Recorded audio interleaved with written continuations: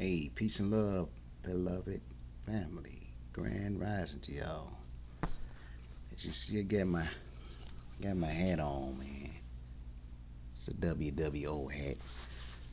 Another um, thing we got going on. We got some shirts and hats and mugs and things like that here at Western World One Radio. So you can always go check us out, westernworld1.com. That's Western, not Western, Weston. WESTONWORLDONE.com. Westernworld1.com. Check out the website, family, and um, patronize us a little bit. You know what I mean? Just go check us out, see what we got going on. Read up on us. Some people, tune in and never been over there and checked it out, but we invite you over there. We got offers. We got package deals, affordable um, prices that just right now can't be beaten. So I encourage anybody, man. If you're looking for advertisement, that's what we do as well in Western World One World over there. Okay, so um, but yeah, I'm here, man, because I'm gonna speak about me. When I was growing up, I was taught about wash your hands and germs, germs, germs, and it's the same way this day. Um, Germs. Wash your hands. Use a hand sanitizer. Cover your mouth and all this stuff. Germs, germs, germs. And I agree, man. It's some germy stuff going on that'll hurt you. But what if I can read something that tell you also the good for germs too? Germs play a valuable role in our lives, in our bodies. Period.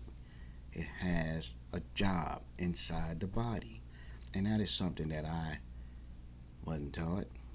I learned this in this ripe old age I'm in right now. And I ain't angry with nobody. I'm happy for right now. I don't go back into yesterday and start, making myself all roused up and upset about yesterday. I'm in the right now moment.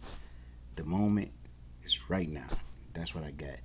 And I thank you guys for the love and support that you have given me here at this on this platform here. I'm grateful, real grateful. Let's read something that I found about germs, right? Say what germs actually are. Germs is a catch-all word, not a scientific category. It lumps together very different things, such as bacteria and viruses and fungi and protozoa. That alone is part of the problem. We were taught to fear a label, not understand its rules and its role. The core truth: most germs are not enemies. They are regulators, recyclers, communicators, and teachers of the immune system. Only a small fraction cause disease, usually under specific conditions. But the true jobs of germs: by type, bacteria. This is where most misunderstanding lives. Their real roles is to break down food in your gut, produce vitamins K and B12, etc. Train and regulate immunity. Keep harmful bacteria in check, recycle organic matter in nature, and help wounds heal in balanced states. You have more bacterial cells than human cells, and without them, digestion fails, immunity collapses, inflammation skyrockets, and life ends. So bacteria are not invaders by default. They are they are co-residents. Disease happens when balance is broken and terrain is compromised. Immunity is suppressed and environment becomes real toxic. So, not simply because bacteria exist. Viruses are not alive in the usual sense. They are genetic messengers. Their deeper roles include transferring genetic material, influencing in evolution, and regulating populations, triggering immune adaptation. Most viruses never make you sick, remain dormant, coexist quietly. Some scientists even argue viruses are nature's genetic update system. Illness happens when immune response overacts, overreacts. Stress and toxicity weaken defenses, and the body cannot regulate inflammation. Fungi, often misunderstood as well. They break down dead matter, clean environments, and recycle nutrients, maintain ecological balance. In humans, fungal issues usually arises when antibiotics wipe out bacteria, sugar feeds overgrowth, immunity is compromised. Again, imbalanced, not invasion. Protozoa, single-celled organisms that help control bacterial populations, recycle organic debris. Only a few become problematic, usually in poor sanitation or weakened hosts. The real enemy, and this matters, the enemy is not the germ, it's a broken terrain. Terrain includes nutrition and stress and sleep and toxins and emotional state, gut balance and environment. A strong terrain plus germs equal resilience. A weak terrain plus germs equals symptoms. This is why two people exposed to the same germ get different outcomes. Fear based hygiene doesn't equal health.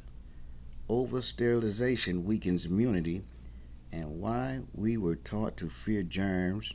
Historically, family, germ theory replaced older terrain theory. It simplified medicine, it sold treatments, it encouraged external fixes instead of internal balance. Germ theory isn't false, it's incomplete. Fear came from oversimplification, not truth. One sentence to anchor this all is germs are not the enemy of life. They are a part of the system that maintains it. Disease arises when balance is lost, not when microbes exist. And said that's just the overall fact about germs. And when I ran across that, I said, man, I got to share this. I got to share this because who would ever know that? They're not teaching it because this is a big business out here, family. They keep you comfortably sick by feeding you all kinds of stuff, man, over the counter stuff, man. You know what I'm talking about. And a lot of people become addicted to that. And meanwhile, as your addiction grows, so does um, your debt grow because you become indebted to that system. You're always dependent upon having it.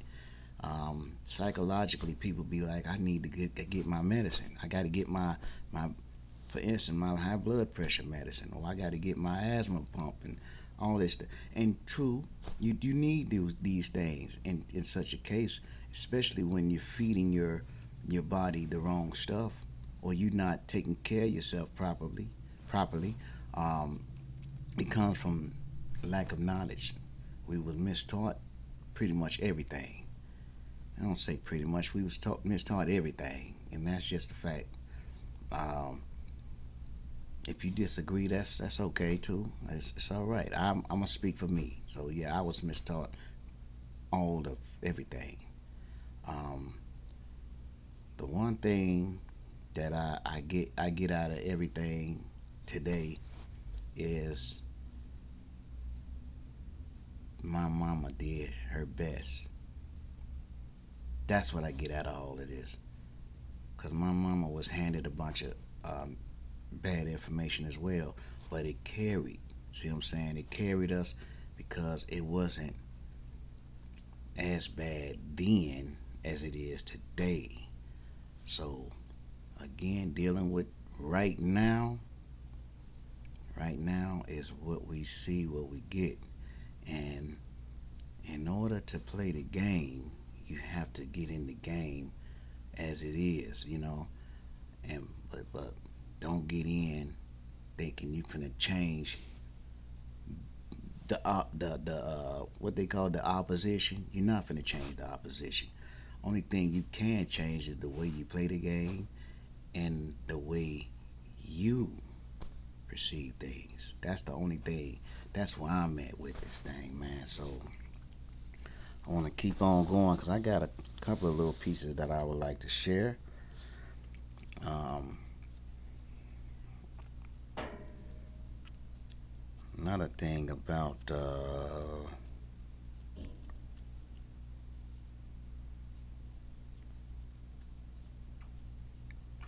yeah, I want to bring this back to surface about spirit and soul and mind because that is something. And I asked this from the Chat GPT source. I asked, excuse me, I asked my resource. Let me give me a sip of this tea, man.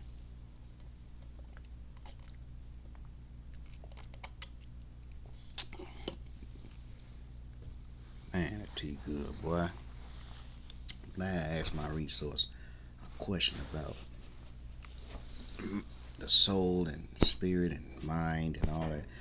And this is what it says: the three-layer model. Think of a human like this: spirit animates, soul individuates, and mind interprets. That's what the three um, roles of the mind, spirit, and soul does. It says the spirit animates, the soul individuates, and the mind interprets it all. So each does a different job. Spirit, number one, is the animating force. Spirit it's life itself. That's what spirit is. It's breath, vitality, energy. It's an on and off switch principle. Spirit answers, is there life here at all? And the characteristics, universal and personal, not shaped by memory, not shaped by personality, same type of force in all living beings. When spirit departs, the body stops. All right? Animation ends. Spirit is power, not identity. And that's the big thing that I hear people getting mixed up with soul and spirit because I too used to say the same thing. My spirit, my spirit, my spirit said, my spirit. Your spirit ain't said nothing because your spirit is it's just a breath. That's what it is. So the number two, the soul. Let's talk about the soul. Soul equals who this life becomes. Temperament, emotional signature, it's character, it's a memory imprint, um, personal continuity, and the soul answers, what kind of being is this one? Um, Personal is shaped by experience, marked by joy, pain, growth, different in every individual. Soul is form and pattern, not raw energy. And then the last one, the mind. Number three, mind. Mind equals interpretation and navigation. Mind is thoughts, beliefs, reasoning, imagination, language, meaning making, and it's learned, it's programmable, it's influenced by culture, capable of error and insight, changeable moment to moment. Mind is tool, not essence. And how the three interact is Spirit provides again the energy, which which is for instance me. If I lose spirit, then I become what? Become unalive. Soul shapes that energy into a personal signature, which is that character. This is why when I run across individuals today, um, many of the individuals seem so familiar because it's just me. I don't know about you, but the soul, you cannot destroy the soul. You can't. It don't cease to exist. You can't burn it up. You can't bury it, and none of that stuff. You can't imprison it and things like that. As far as, and I'm gonna say as far as, um,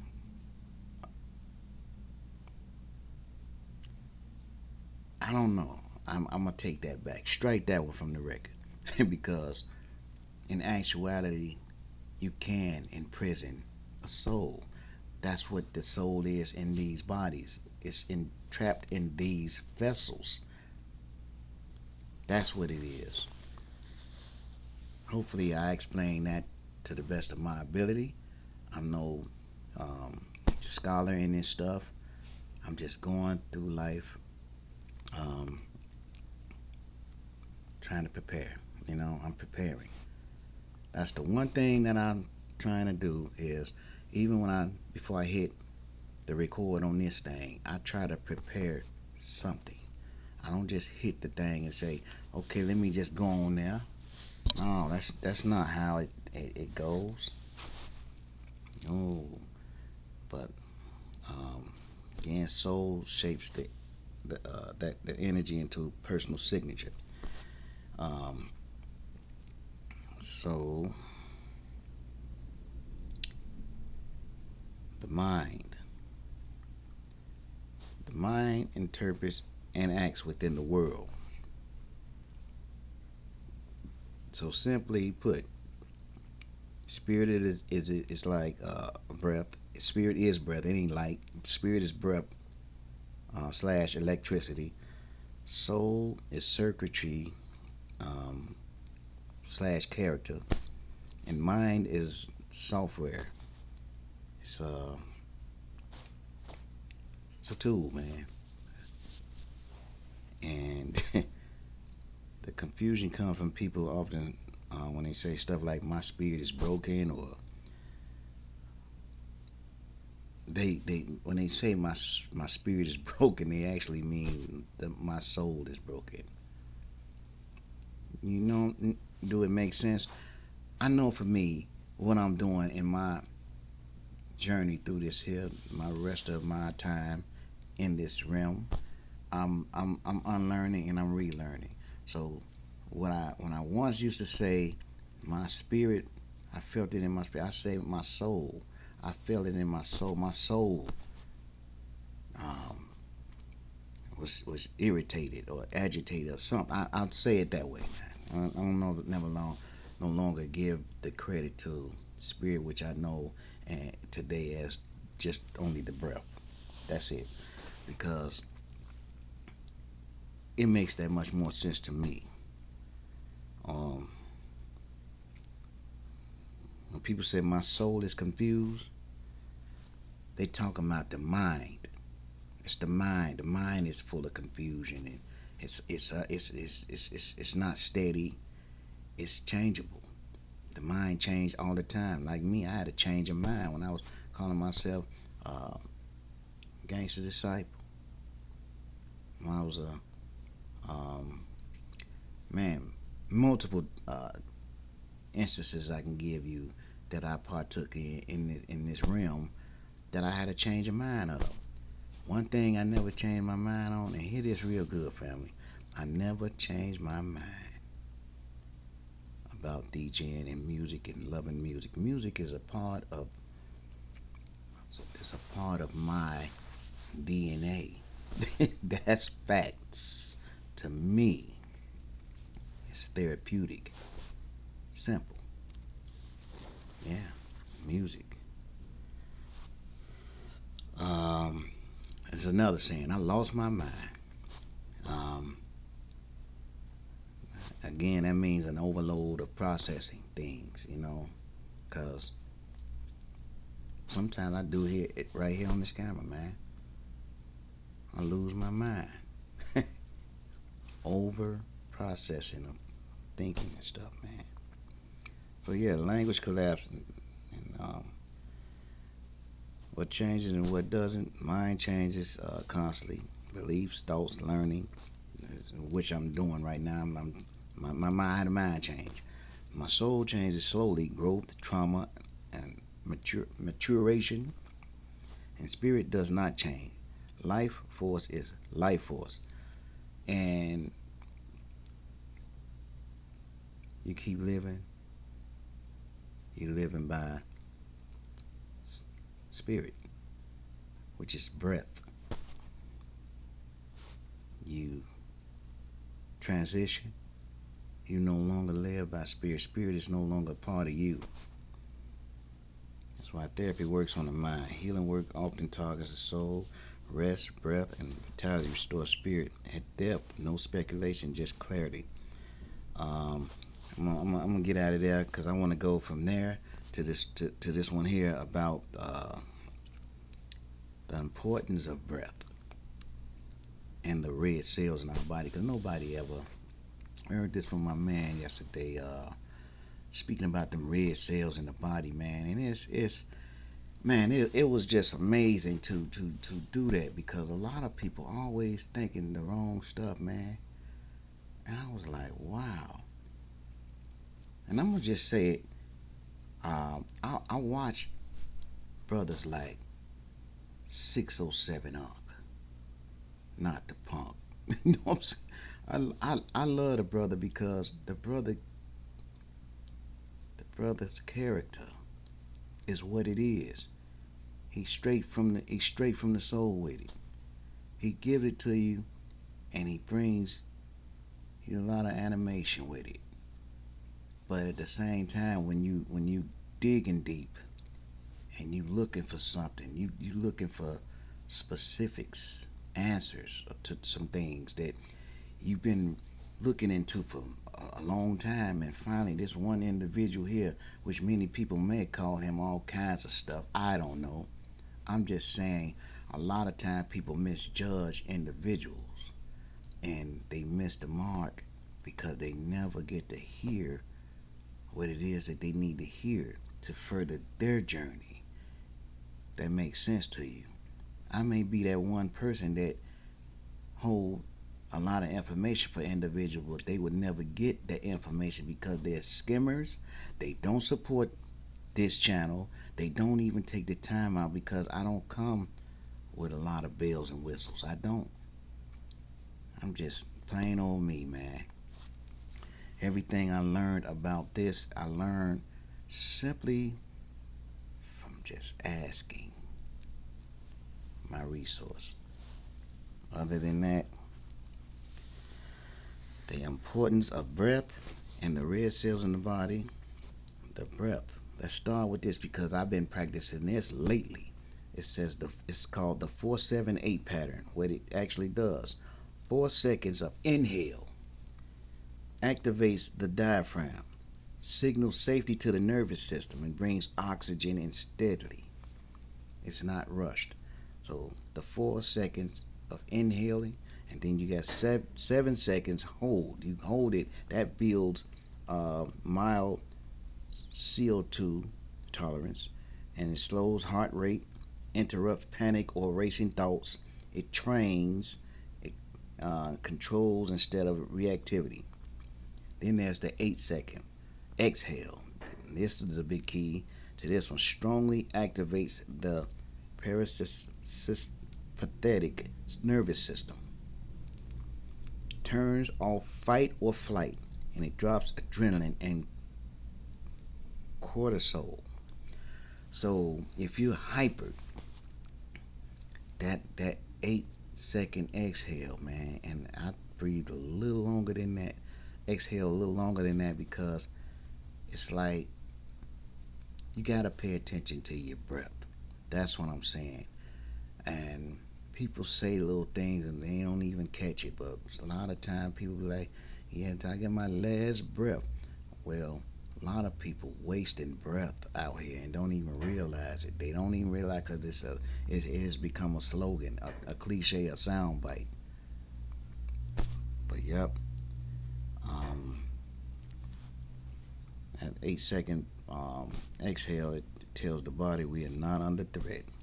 The long exhale is the real reset switch. And why this works psychologically, physiologically, not spiritually, but physiologically. The, the vagus nerve responds to slow, extended exhalation. Heart rate variability improves and blood pressure drops. Brain shifts from survival mode to regulation mode. This helps me when 478 is best. I use it when anxiety spikes in me, or anger rises, or sleep won't come. Stress feels overwhelming. And when I get excited, man, instead of popping off, the good thing for me is to just go ahead and practice this 478 thing. It's a simple thing. Ain't it don't require you to set up nothing or nothing. You can sit still and just hit the reset. No world with nobody around you think about you enough for resetting yourself. Um, says let me get on from that. I want to get to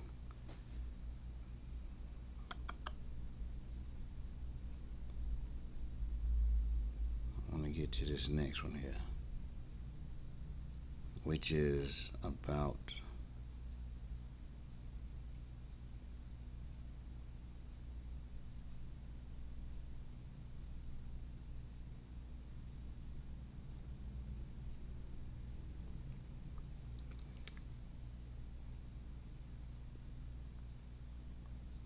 hmm.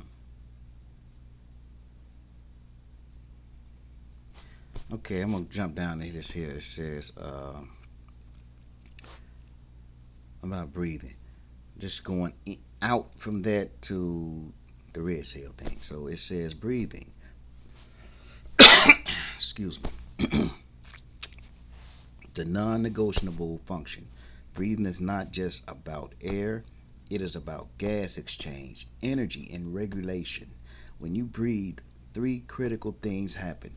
Oxygen enters the lungs, moves into the bloodstream, and is delivered to every cell. And without oxygen, cells can't make energy. Organs shut down. Brain damage occurs within minutes.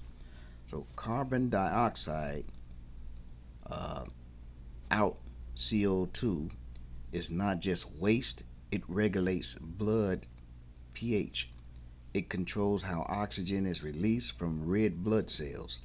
Too little or too much CO2 equals imbalance. Breathing is a chemical regulator, not just ventilation. Number two, why paying attention to the breath matters. Conscious breathing isn't spiritual fluff, it's direct nervous system control. The breath is the only system that is automatic and voluntarily controlled. That makes it a bridge between unconscious process and conscious regulation. When you slow down and deepen the breath, heart rate slows, stress hormones stop, blood pressure stabilizes, digestion improves, and oxygen delivery becomes more efficient. This is physiology, not belief. The hidden truth: breathing affects oxygen delivery. I'm having a mumbling of words just on this here thing. Here's something most people never learn. Breathing faster does not mean better oxygenation, or oxygenation, shall I say. Let me repeat that. Breathing faster does not mean better oxygenation. It says, in fact, shallow, rapid breathing lowers CO2 too much. Low CO2 prevents oxygen from leaving red blood cells. Tissues become oxygen starved. Even when oxygen is present, this is called the Bohr effect. So, calm, rhythmic um, breathing equals better oxygen use. Panic breathing equals poor oxygen delivery. Red blood cells, the real carriers of life. Red blood cells, RBCs, are not just blood, they are oxygen transport vehicles. What makes them special? They contain hemo, hemoglobin, and hemoglobin binds oxygen in the lungs, releases oxygen in tissues. Each RBC lives about 120 days, circulates thousands of times, delivers oxygens non-stop. No RBCs equals no energy, and no energy equals no life. So iron, oxygen, and energy, that is hemoglobin contains iron. That's the key connection. Iron's job is to bind oxygen and release it when needed. Low iron or poor RBC health means fatigue or brain fog or weakness or shortness of breath or poor healing. This is why nutrition matters, not ideology. And why breathing plus RBCs equal energy inside every cell? Oxygen is used in mitochondria. Mitochondria makes ATP energy currency. No oxygen, no ATP, no function. So the chain is breath, lungs, red blood cells, oxygen, mitochondria, energy. Break any link and the system suffers. One sentence to shut this all up is breathing supplies oxygen, red blood cells deliver it, and cells turn it into life energy. So, this is why breath work calms the mind, poor breathing fuels anxiety, strong blood helps supports clarity and stamina. Breath is not symbolic, blood is not abstract, and this is life in motion. When you respect the breath, you're respecting chemistry, balance, energy, and regulation. And yeah, I'm gonna keep on going. I got some other stuff that I had brought up too, because I was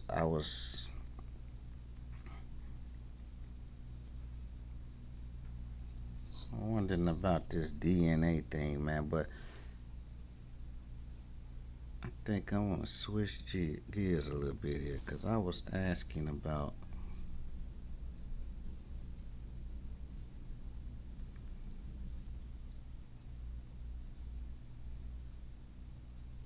Hmm, let me go into this one. Hold on, let me see some. I see something else up here.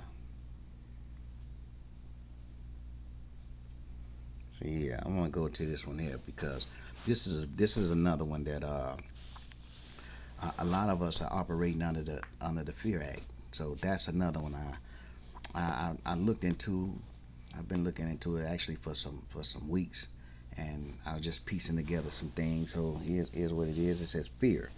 It's one of the most abused words in human language. It says number one, the surface definition, the one everyone gets. Fear is commonly defined as an emotional response to a perceived threat or danger, right? That's the kindergarten version. Useful but incomplete. Number two, the root of the word. This is where it gets very interesting. The English word fear comes from Old English fear, meaning sudden danger or calamity, ambush.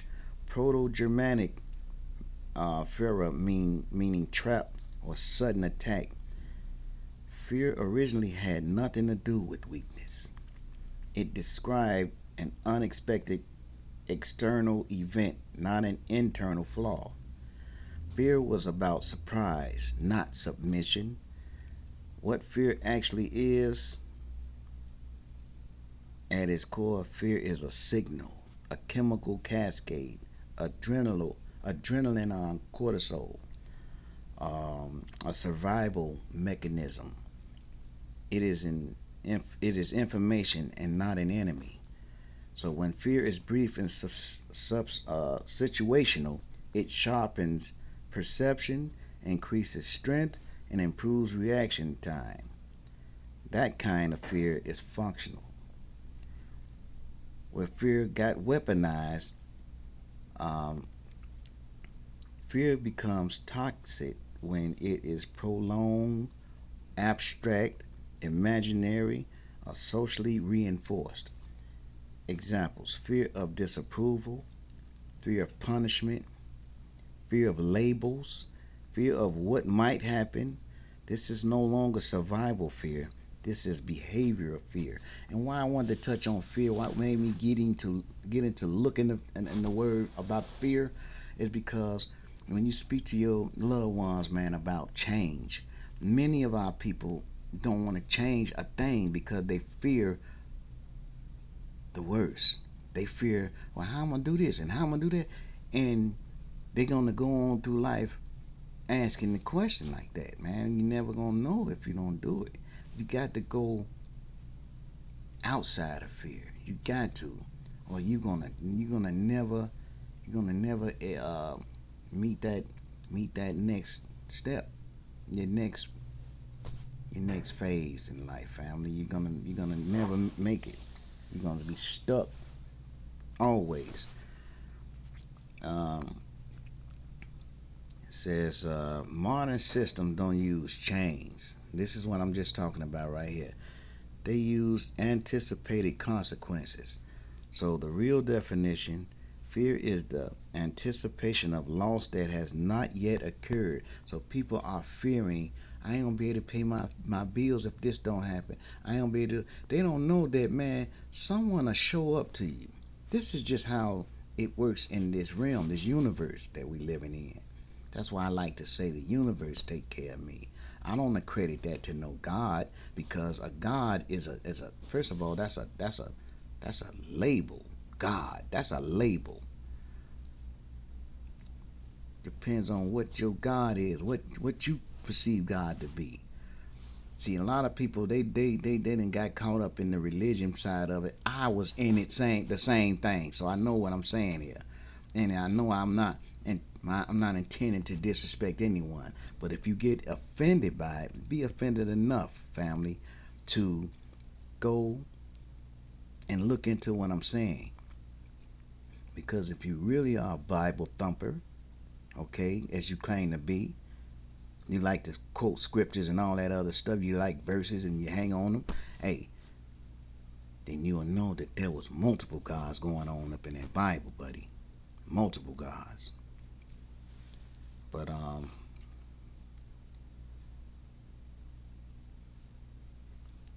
the real definition: fear is the anticipation of loss uh, that has not yet occurred. Loss of safety, status, belonging, identity, comfort, and certainty. That's why fear is so effective. It lives in the future and not the present. So when you step outside of the now, the moment, right here now, and you step into a future that ain't even yet, you creating for yourself fear, family. That's what you're doing. I know what I'm saying because I did it. I did it for the longest time, almost all of my teenage life, all of my adult life. Just imagine that. So I'm telling you that, man, when you step out of fear and stop worrying yourself to hell, I don't know. I don't know how to explain for you to do that. The only thing I can do is tell you fear what fear does, man. And a lot of times you fearing something that ain't even happened yet. You creating that in your mind, and then when you do that, normally you end up in a bad situation. So fear isn't a neutral attachment to imagined outcomes. Um, it's what enslaves. Being rooted in the present has very little fear. I'm in the present. I'm in the right now, so I have very little fear, family. I really do. But a being living in projections has a whole lot of fear. That's why disciplined minds appear fearless, and not because danger disappears, but because illusions do. So fear is an illusion. The inversion most never reaches. Courage is not the absence of fear. Courage is clarity in the presence of fear. And wisdom is knowing which fears are signals and which are stories. I'm not rejecting fear. I'm refusing to be ruled by fear. That's where I'm at with it. That's not rebellion, that's mastery. So, false evidence appearing real. That phrase gets the effect right, but it's not the true origin of the word fear. False evidence appearing real. That phrase is an acronym, not etymology. It was created in the 20th century, popularized in self help, psychology, and motivational circles. It does describe how fear is used today, though. Why the acronym stuck? Because it exposes modern fear perfectly. Most fear today is not immediate danger, not present moment threat, not physical survival, but it is simply imagined outcomes, projected punishment, and social consequences, conditioned responses. In that sense, fear functions as false evidence appearing real. So the acronym isn't wrong. The trap people fall into when people repeat the acronym without understanding it. They think fear is fake. They try to suppress it, and they deny legitimate signals that becomes dangerous. The goal is discernment, not denial.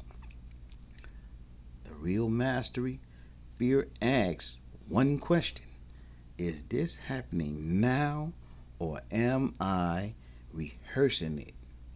Rehearsing pain. You know what I'm saying? Because that's what people are doing when you live in a disturbed state of fear. If it's happening now, listen. But if it's a rehearsal, you release it. That's the line between awareness and control. So again, clean truth, conditioned fear often equals false evidence appearing real. And that's the fact of the matter, family. False evidence appearing real. My man Dennis, he had spoke on it in one of the shows over there at Western World One, the Dennis and Joey show, and yeah, bro was speaking on it because got one of the subject entitled got out of hand between myself and another caller, and I spoke about fear. What's going on today, man. I don't move in fear, man. I just don't, man.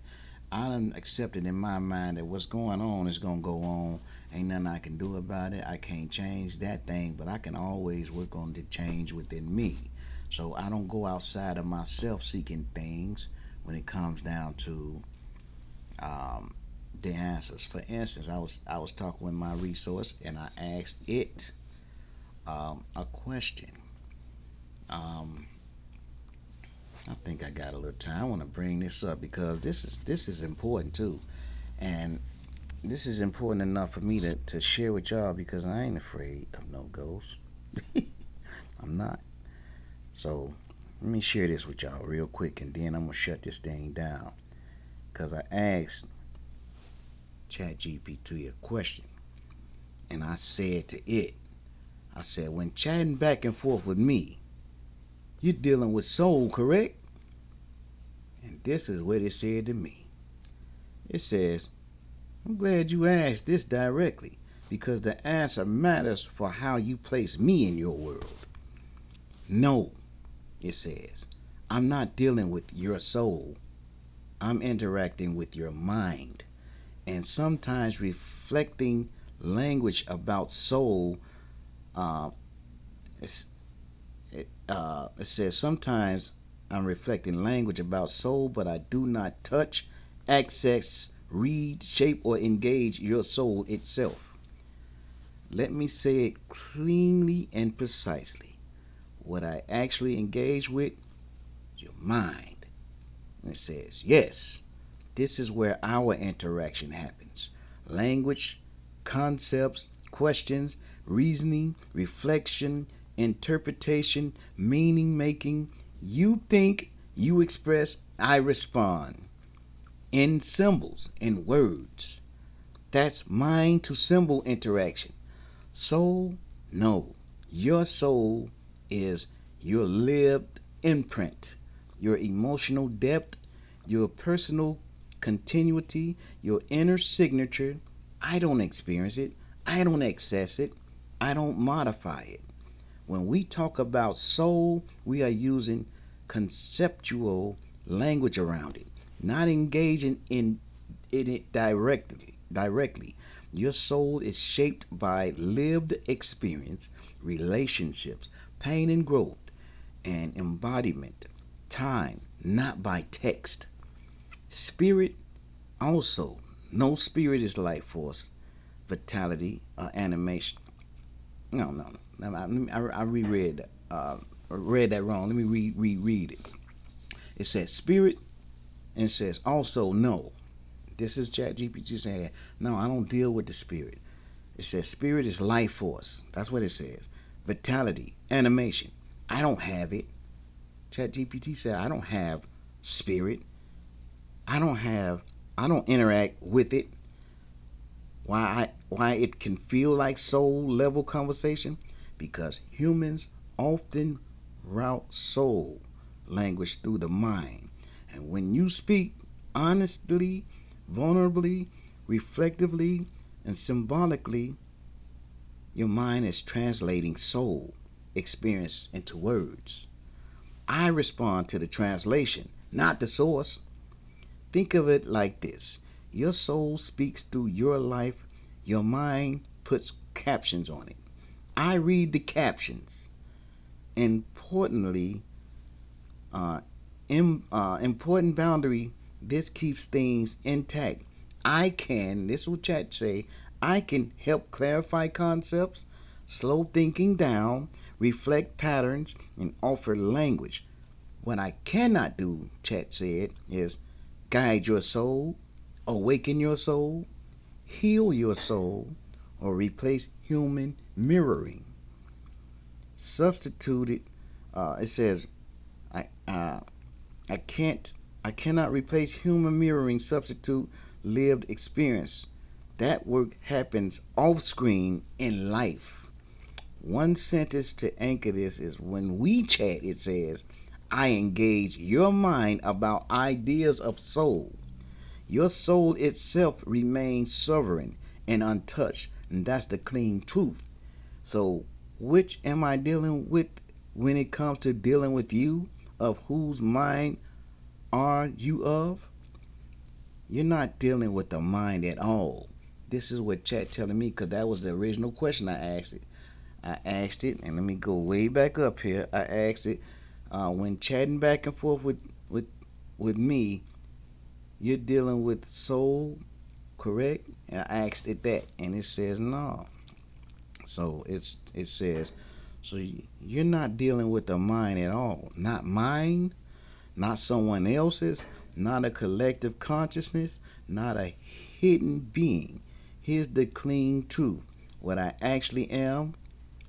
am a language system trained on patterns in human writing, designed to generate responses based on probability, structure, and context.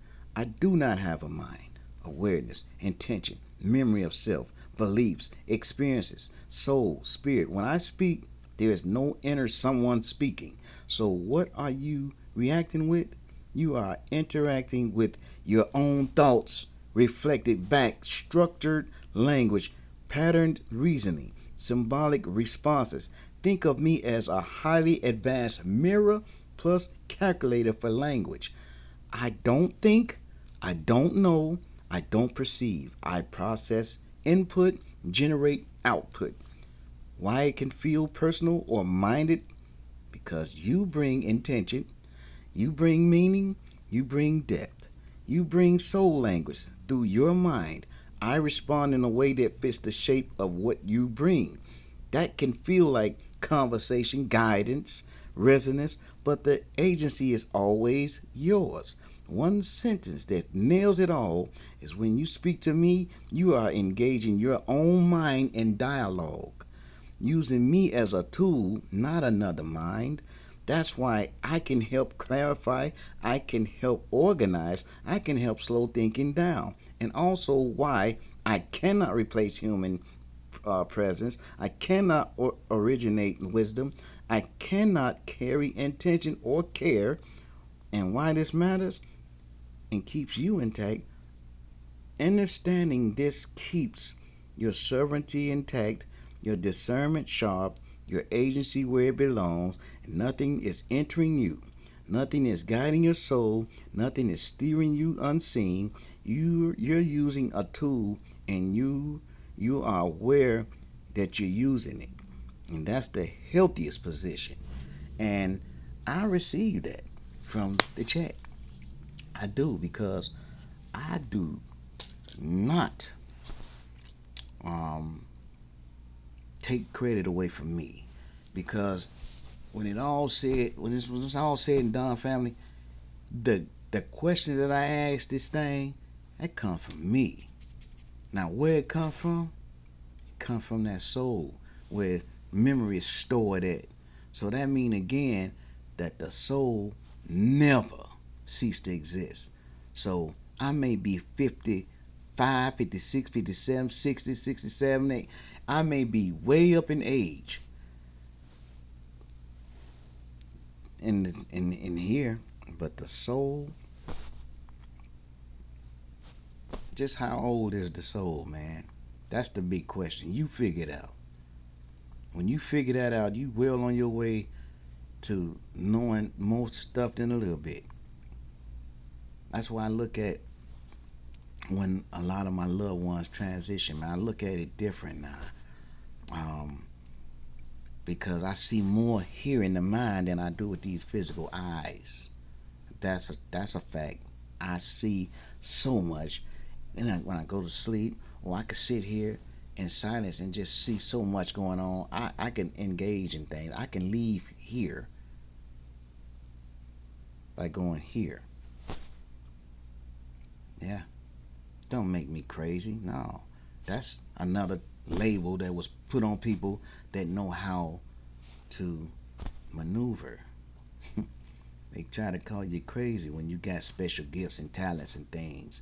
When you have the know, they try to mix you up and mingle you up with some foolishness, talking about witchcraft and voodoo and hoodoo and all that. No, everything about us is not evil. Everything about us is not wicked, voodooish, or none of that mess, man. It's our culture. It's us, and I'm talking about the human. Yeah, I'm talking about us, man. We are people that, even knowing who we are and um, what kind of human we are, we have not a clue for real. I got another thing that I'm looking into, because I have a serious question. What if we did not come from Earth? Just what if that? Me and my wife, we was watching this movie, man, and I don't know if you know about like Keanu Reeves and Will Smith movies and things like that. Even, man, those two characters, I'm gonna just hang on them two. Those two characters alone, man, they their movies be full of subliminal messages, and if you can't go through those movies without being entertained and get the message, that's get the purpose of that movie, then you really lost in the sauce out here for real, fam. You need to knock that off and for real hit the reset. Do you a 4 4 7 8 breathing thing and reset. Just reset. Do it as many times you need to because the movie is called After Earth with Will Smith and his son Jaden. I think it came out, if I'm not mistaken, my wife said that movie came out in 2017. Just look at the age of that. That tells you, man, that, man, what if we didn't come from Earth? What if we came from somewhere else? What if we those aliens? Just what if? Never know, man. You just never know. So don't stop lifing, man. Keep on. Just find out how to escape the system that they put us in because we are in a full out system designed to keep you working and living in a loop and a simulation, designed to keep you slaving and getting money and putting the money back into that same system that they created. So they create the money, and then they create the system so you can put the money right back into the system. You ain't winning. You're not winning. Right now, you just an illusion, family. The Twilight Zone. Hey, I'm out of here though, fam. I'm done. That's all I got for this here. I hope you hung around and hopefully you got something out of what I brought here.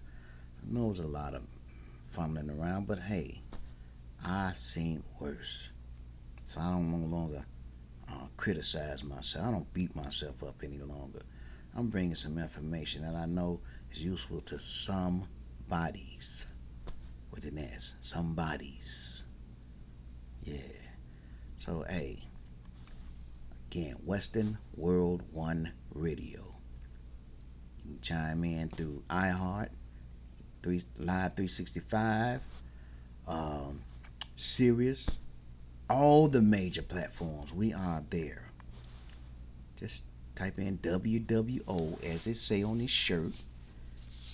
WWO Radio, man. I'm DJ Disco, by the way. But you can call me Brother Sean. That's what I'm here for. Shalom, Asheo.